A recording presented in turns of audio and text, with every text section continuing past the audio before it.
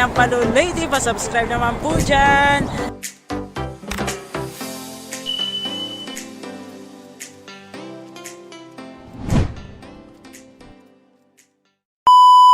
Welcome to my YouTube channel. For today's video guys, magluluto po ako ng pakbit, my own version.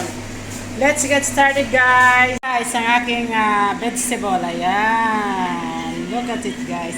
Ang aking mga lamas, ayan. May garlic, onion, tomato at saka itong jalapeno guys. Bali ito po yan siya. Free na po yan dito sa ano. Tapos may shrimps po ako. Kaso lang ang shrimps ko is ano siya,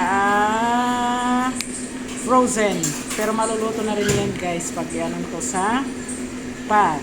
Ayan guys, unahin ko po ang aking onion.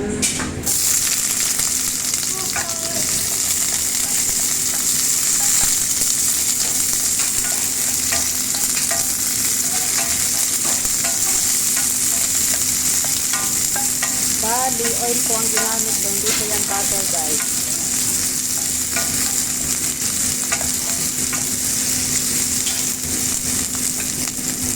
Guys, andyan na po ang bawang natin. Ilalagay na po natin ang ating tomato.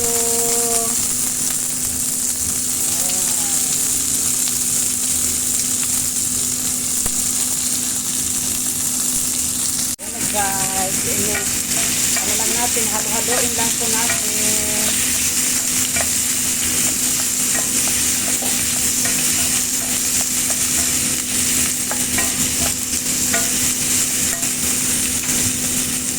Ito po ang aking version ng aking pinakbit. At ito naman po ang aking guys. Frozen po yan siya guys.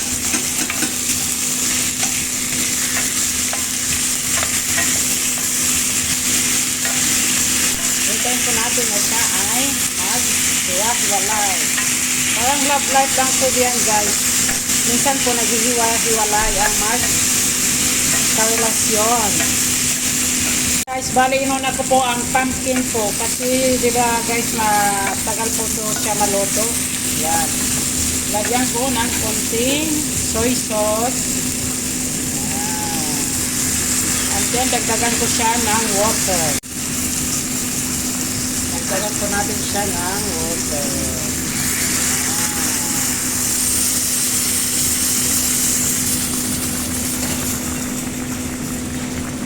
Dahil medyo malambot na po ang ating pumpkin, lalagay ko na po ang ibang gulay.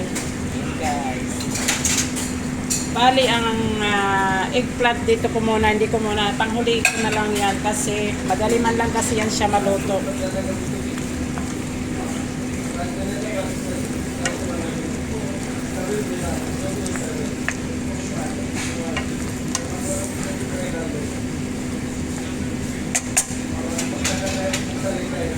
Guys, nilagay ko na po ang iba ang talong. Ayan, guys. Ayan, pati ang jalapeno.